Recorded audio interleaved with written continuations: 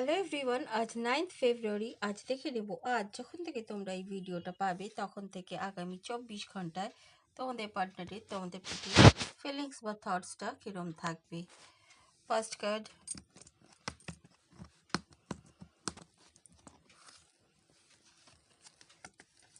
কিছুই বলতে চায় না।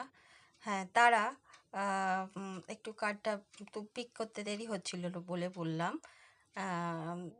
কিং অফ পেন্টিকলস মানে তারা একটু আর্থিক বিষয়ে নিজেদের স্ট্যাবিলিটি, নিজেদের বিজনেস, নিজেদের ক্যারিয়ারের প্রতি বেশি মনোযোগী থাকবে আগামী 24 ঘন্টা।